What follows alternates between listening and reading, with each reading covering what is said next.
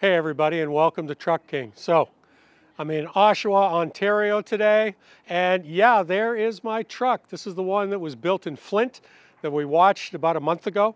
It's now 3 days till Christmas, and it's pretty appropriate that A, it's red, and B, that I'm getting it for Christmas. And I'm just a little excited, to say the least.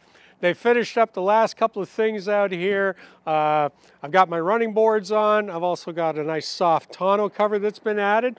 And past that, I'm going to fire this up here in Canada for the first time and go right out into traffic and probably lose my mind trying to get across Toronto. So, but come along for a ride.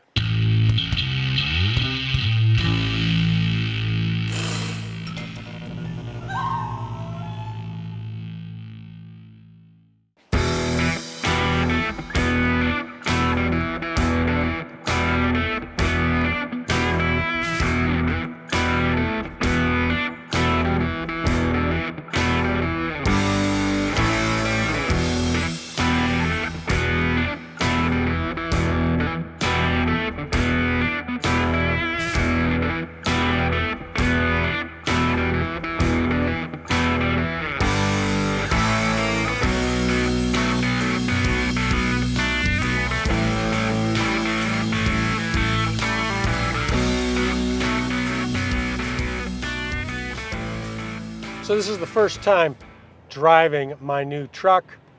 We're going across the 401 through Toronto, and as predicted, we're in stop and go traffic, which is normal for this road. So what can I really tell you other than I've driven this truck in several versions over the last 6 months or so. So, I mean, its characteristics, I mean, I like it. One of the things that does stick out to me, and I'm noticing it again today, is just how quiet this cabin is. So they've done a really good job of insulating it, and there's no doubt that as I get older, I don't like noise. It's usually why I don't even turn on the radio. However, one of the key things about today that I wanted to share with you guys was the diesel fired up as it should, and I was sort of grinning a little bit to myself because a month ago when we were in Flint, Michigan, GM had given us a heavy-duty Silverado just to drive down and back while we went to see mine being built. And when we finished the plant tour and came outside, that truck wouldn't start. That was a brand new diesel, and it just cranked and would not start. Well, I suppose if you're going to have that kind of problem, being at the assembly plant is probably the best place to be. So luckily we did have some engineers come out and help us, and you can see some of what happened right here.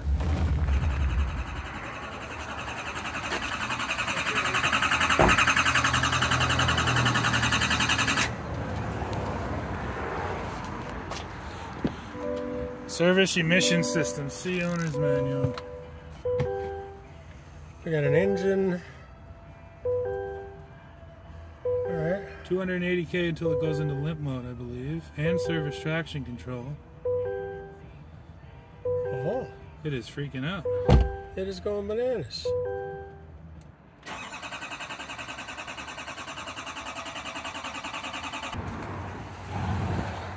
It's not good, folks. That's no bueno. We just did the factory tour here at Flint Assembly. We've been inside for, I don't know, 3 hours, maybe a little longer. The truck ran beautifully all morning, and now it will not start. So yeah, no good. We're gonna go back inside. At least I guess the good news is we're literally where they build them. So hopefully somebody here can help us, because that is not good. Weird, eh? Never had that before. Never had that before. It's got C2807, which is an engine control monitor, the torque signal malfunction. Yep, speed reduced, and service traction control, which is by the torque message.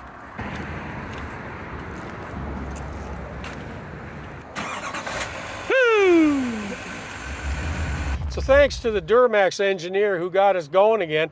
However, he brought up something that just sticks with me.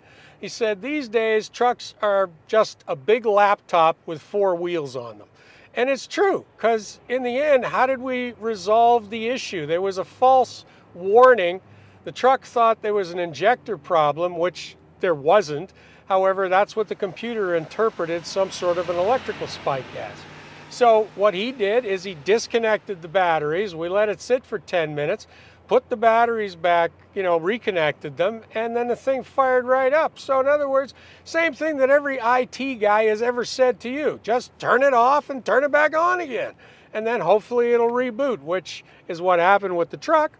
And apparently with these new computers, it's a good trick to remember. If you're ever stuck in that situation, disconnect your batteries, give it 10 minutes, hook them back up. Chances are the truck will right itself. Hey everybody, listen, you've heard us talk about the Gide UPS here on the Truck King channel. So this is a new set that I've got in my truck. Now these, unlike the synthetic simple ones that we sold out of last summer, are handmade, all leather, hand stitched. These are unique, these are one of a kind, all made by John out there in Alberta, Canada.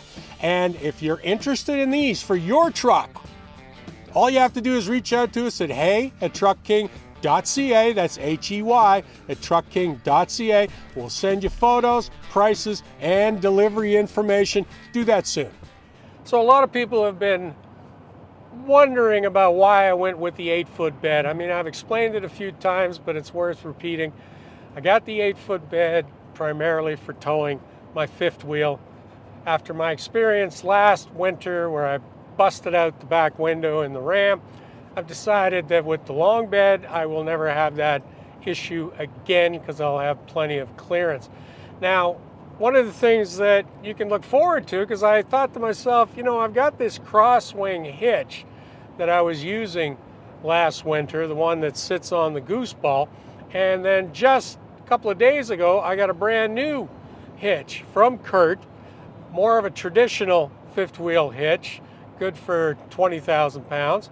So being that they both work, well, the one off the gooseneck, the other one off the puck system, I think I'll install both of them and then hook up my trailer and run them back to back, because now I'm curious to see how much of what I was feeling last year was that hitch versus just the coil springs on the Ram. So see whether or not there's a difference. So that's something that you can anticipate shortly.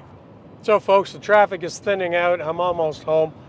So what can I tell you in the first hour I've been in the truck? It's doing everything I expected, and I'd be pretty sad if it didn't. But other than that, as I said, it's quiet, it's comfortable. I'm actually really liking these seats. And I've got a bunch more things that I'll be doing. So in other words, the next time I talk to you about this, I'll have actually gotten some miles on the truck, so I can tell you if there's anything else that has sort of popped up. In the meantime, there's only one other thing that I wanted to leave you with. One of the issues that kind of held up the production on my truck was that I wanted a step, I wanted a soft tonneau cover, and I also wanted the blacked out bow tie and insignias.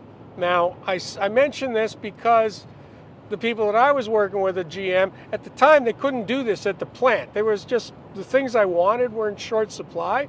So literally the truck was built and then it would have had to be parked to wait for these couple of things. So when I spoke to my guys at GM, they said, well, you know what? We'll install those here. And in retrospect, I believe that that's also possible sometimes at a dealership. So if you've got a truck and it's got that one thing on it that they haven't quite got around to installing because it's either out of stock or there's some other production issue, get a hold of your dealer and see whether or not they'll do it there once the truck's delivered. Could save you weeks. So that's the one thing that sort of popped into my head. But other than that, folks, that's it for this one. So listen, thanks for coming along.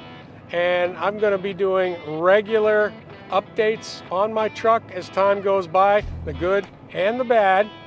So appreciate it. And by the way, Merry Christmas.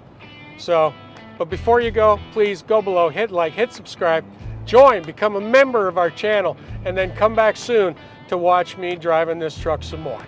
Thanks.